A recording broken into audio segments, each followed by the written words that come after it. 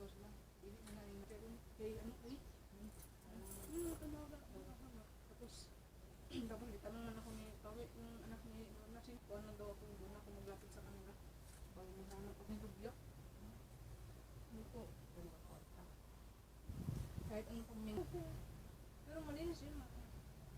Giipos ko. Ano man yan? Kumakalam ng basura.